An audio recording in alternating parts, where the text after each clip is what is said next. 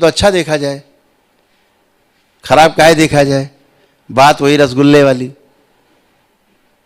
ये एक सज्जन दरवाजे के बाहर जो है वो हथेली में कुछ खा रहे थे, तो सामने से नीलमणि निकले। उन्होंने पूछा, भैया ये तो क्या खा रहे हो, तुम्हारे हाथ तो है ही नहीं कुछ, ये खा क्या रहे हो? बोले गुड़ खा रहे हैं। गुड़? गुड़ तो दिख नहीं रहा है। बोले झूठ मूठ खा रहे। तो नीलमणि तो ज्ञानी थे, उन्होंने कहा अगर झूठे मूठ खा रहे हो तो भैया रसगुल्ला खाओ, छेना ही ना खाओ, कोई गुलाब जामुन खाओ, अगर झूठे मूठ खाना है तो। अगर सोचना ही है केवल, कुछ करना नहीं, तो कम से कम अच्छा अच्छा सोचा जाए। इतना तो कार्य अपने हाथ में है कि अच्छा अच्छा सोचा जाए। तो जब अच्छा सोचते हैं आप, तो फिर वो इसी सृष्टि आपके आसपास निर्माण शुरू हो जाता है। आपने सोचा कि हमें तो सब तंत्र दीक्षित होकर के तंत्र में, और फिर तंत्र की सारी शक्तियां हमें अर्जित हो जाएगी, उसके बाद फिर हम दरबार वरबार लगा के कायदे से फिर हम ठोकाई करेंगे पब्लिक की, है ना। जहां ऐसा सोचा बस उतने ही भर के रह गए। आपकी जो प्रगति है वो थम गई। प्रकृति देख लेगी, ओह अच्छा इतने भर के लिए हो, ठीक है लगाओ दरबार करो, वहीं अपना छूछा करते रहो, उससे आगे नहीं बढ़ोगे, जाम। और अगर आपका लक्ष्य बृहद है, आपका लक्ष्य एकदम पवित्र है, कौन सा लक्ष्य है? हमें सेवा करनी है। बाकी तो सब बाय प्रोडक्ट है, शांति हो चाहे धन हो, सुख हो, कुछ भी हो, वो सब बाय प्रोडक्ट है, वो सेवा से निकलता है। पता है आपको, इस दरबार में जब हम चिकित्सा करते थे आयुर्वेद की, तो हम फ्री चिकित्सा करते थे। हमारे साथ 8 डॉक्टर बैठते थे, हमारे सहयोगी। और इस समय 11 बजने वाला है रात में, इस समय से लाइन लगना यहाँ शुरू हो जाती थी सुबह के लिए। यानी सुबह हम बैठते थे चिकित्सा करने के लिए 6 बजे 7 बजे, तो रात में 11 बजे से लाइन लगना शुरू हो जाती थी। भयानक सर्दी में भी, जैसे मान लो मौसम सर्दी का है, लोग रजाई ओढ़ ओढ़ के बैठते थे लाइन लगा के, ऐसे लाइन लगा के लंबी। ये बैठे हैं हमारे साथ, ये भी ये सब चिकित्सा करते थे। कई लोग यहाँ मौजूद हैं।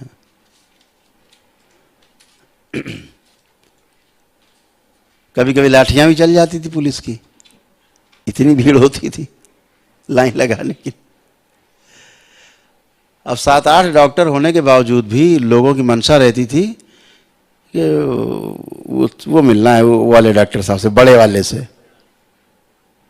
बड़े वाले को, जिनके सर पे बाल का बहुत कम, छोटे छोटे, उनसे मिल। लोग बता देते थे वहां जाना, जिसके सर पे बाल वो छोटे छोटे, उसी से मिलना है, बाकी सब बेकार है। तो बैठे बेचारे, उनसे को वो डॉक्टर साहब बैठे, नहीं उनसे नहीं मिलना है। तो सुबह से बैठते थे, रात तक बैठे रहते थे। बाबा कृपा से स्टेमिना इतना था कि सुबह बैठ गए 6 बजे और शाम तक 6 बजे बैठे रहते थे, 12-12 घंटे एक ही जगह पे, उठते भी नहीं थे। लघु शंका करने में नहीं जाते थे, एक ही जगह बैठे रहते थे। भीड़ होती थी, सिर उठाने का मौका नहीं मिलता था ठीक से। तो एकदम फ्री चिकित्सा थी, कोई फीस नहीं, औषधि का कोई पैसा नहीं, एकदम औषधि फ्री, सबको फ्री औषधि।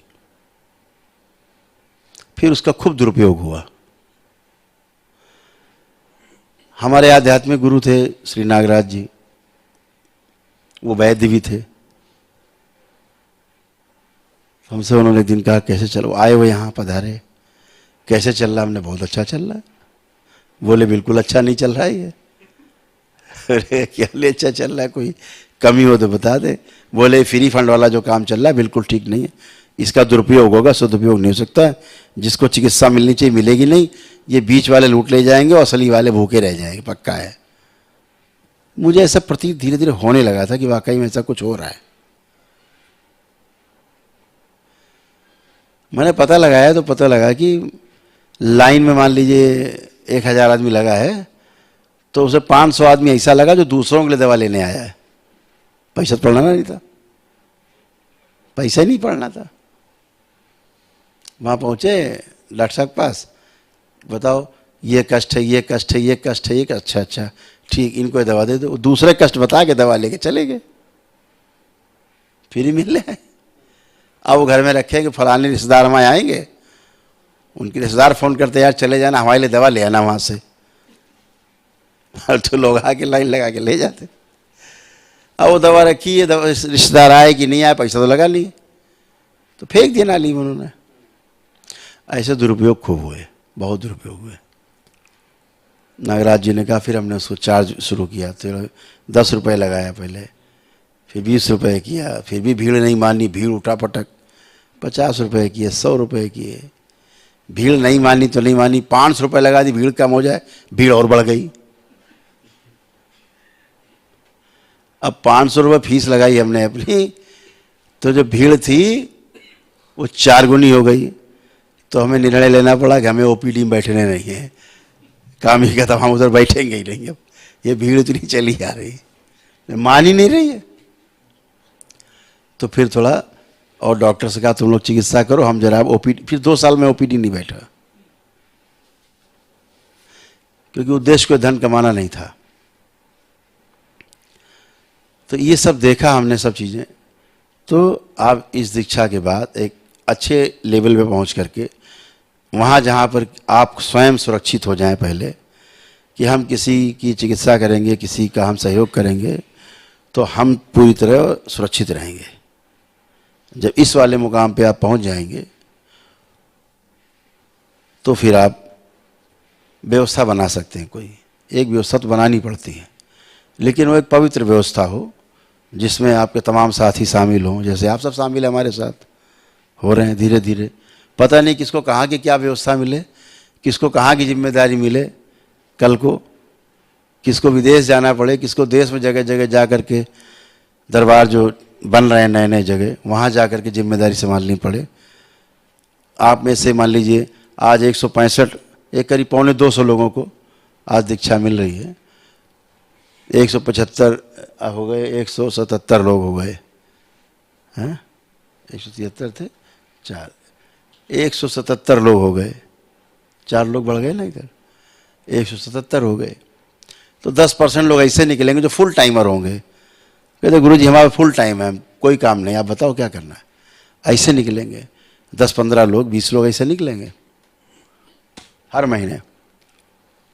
तो इनका सदुपयोग और ज़्यादा उन पर कसाई की जाएगी, थोड़ा और रगड़ाई की जाएगी जरा उनकी ढंग से। जैसे दरबार के सेवक हमारे साथ रहते हैं, इनकी खूब रगड़ाई होती है, ये रंदा लगा के रगड़ाई होती है इन सबकी, है ना। ये हमारे साथ सब ऊपर बैठते रोज, हमारे बैठने का टाइम हो रहा रात को 12 बजे के बाद, ये सुबह 4 बजे तक 5 बजे तक सब बैठते हैं हमारे साथ। इन पे सब पे रंदा चलता है एकदम से ऊपर से उठा पटक।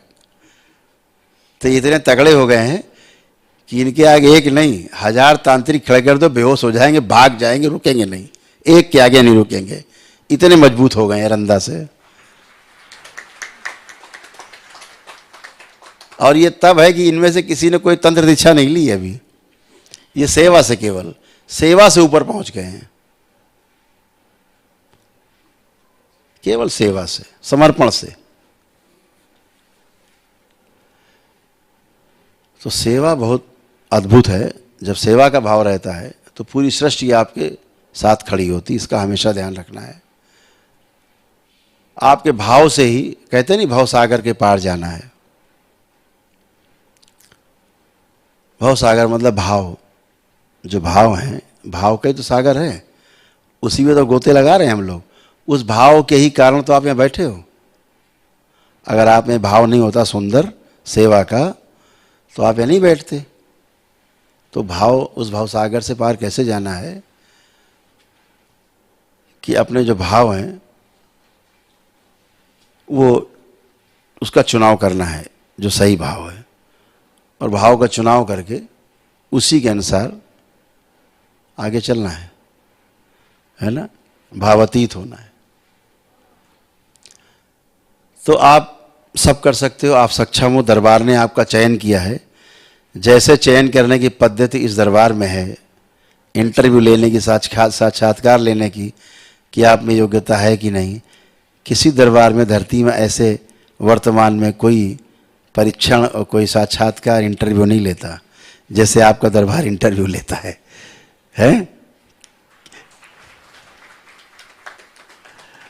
और ये दरबार आपका चयन करता है, आपके भाव देखता है और योग्यता देखता है। दो चीज़ें देखता है, योग्यता और भाव, फिर आपको चयन करता है। तो निश्चित रूप से दरबार के आप आंखों के तारे हो, इसीलिए आपका चयन हुआ है। और हम भी ये इस बात की हम तो आशा रखते हैं कि आप सभी इस पर खरे उतरेंगे। तंत्र दीक्षा के बाद आप जप के बाद जब दशांश करेंगे तो आपको इसके अद्भुत परिणाम जाप करते करते दिखने लगते हैं। ऊर्जा इतनी ज़बरदस्त ऊर्जा होती है, मंत्र दीक्षा ही में इतनी ज़बरदस्त ऊर्जा है। तो तंत्र दीक्षा है तो बहुत बड़ी ऊर्जा है, विशाल ऊर्जा है। हम सब देखते हैं यहाँ जब कोई तंत्र दीक्षा का आता ना बाबा का चेला, तो गुरु जी जरा हमारा दशांश, तंत्र वाला दशांश हमारा सेट कर दो।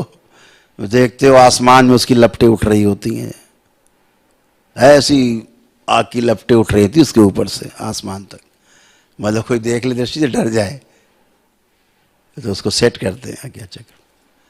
ये तो पहला आयाम है, पहला आपका पहली सीढ़ी है आपकी तंत्र दीक्षा की। ऐसी 20 सीढ़ी अभी आगे और हैं जो आपको और बलवान बनाएंगी और ताकतवर शक्तिशाली बनाएंगी और सेवा के लिए और ज़्यादा कर्मठ आपको बनाएंगे।